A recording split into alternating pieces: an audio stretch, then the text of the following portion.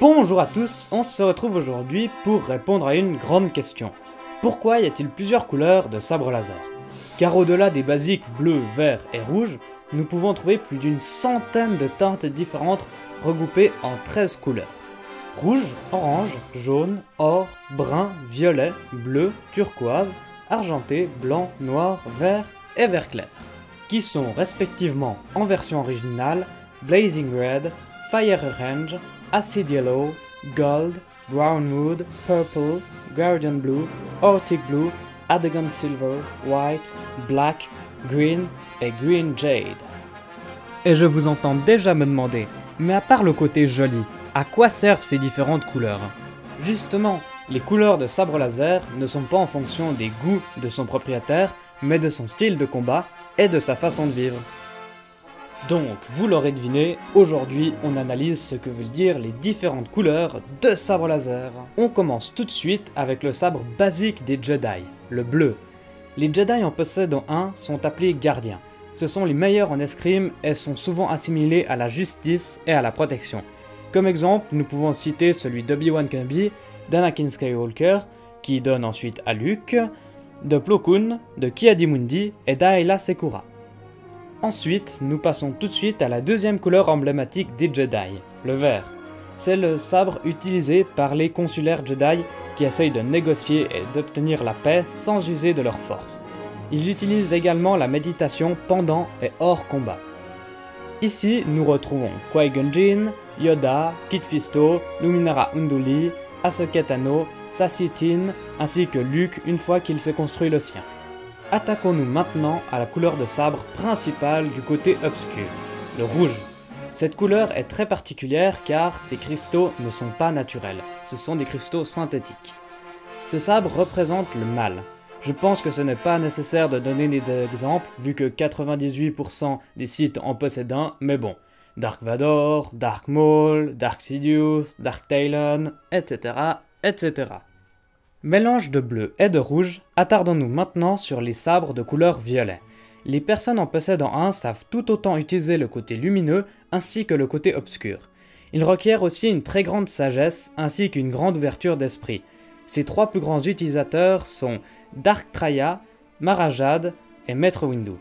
Si cela vous intéresse de savoir comment Maître Windu a eu ce sabre alors qu'il n'en aurait pas eu le droit, passez sur notre chaîne, une vidéo va lui être dédiée. Venons-en maintenant à l'une de mes couleurs de sabre préférées, le orange. Symbole de la ruse et de la négociation, nous le retrouvons aux mains des stratèges et des assassins. Mais ces Jedi surpuissants sont rares, nous ne pouvons donc citer uniquement Yaddle et Tivoca.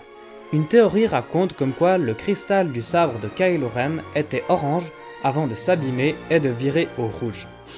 Le jaune est la couleur des sabres des Jedi dits sentinelles. Les sentinelles se vouent à l'étude et au combat du côté obscur. Ici, nous retrouvons Bastila Shan, le Shoto d'Ahsoka Tano, ainsi que Yun. Les sabres de couleur turquoise représentent la pureté et la méditation. Les Jedi en utilisant un sont très sensibles à la force. Une légende raconte comme quoi ce seraient les descendants du père, du fils et de la fille, berceau de la force. Ils ont aussi leur propre style de combat basé sur de l'esquive et les mouvements fluides inspirés par le courant aquatique que dessine la force. Ici, nous retrouvons Tunnel Kajo, Pix et Ferrus Olin. Variante du vert classique, le vert clair, aussi appelé vert pomme, se retrouve dans les mains des Jedi proches de la nature, comme Ram Kota et Kao Chendarak. Les sabres bruns ou marrons représentent une très grande force physique et un style de combat basé sur de puissantes attaques déstabilisatrices. Les meilleurs exemples restent Lobaka, le neveu de Chewbacca, Ferronnad et Shelanur avec l'aide de Odbna.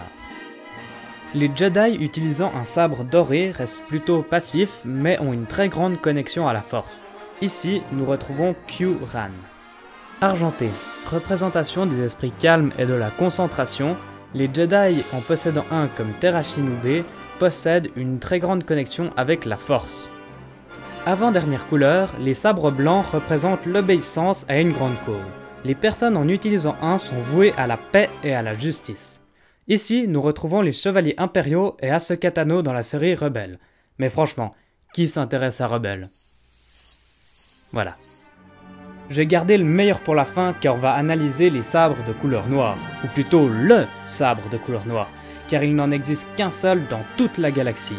Il représente l'obsession de soi ainsi que l'égocentrisme. Ce sabre aux mains de Previsla est néanmoins l'un des plus puissants jamais construits, car oui, ce sabre peut même détruire la lame d'un sabre laser classique. Alors, vous avez fait votre choix? Dites-moi en commentaire quel sabre vous choisiriez. Et en attendant, si cette vidéo vous a plu et que vous êtes un fan de Star Wars, alors abonnez-vous à notre chaîne car il y a minimum une vidéo par semaine avec de nouveaux concepts qui arrivent, toujours autant d'informations, alors on vous attend.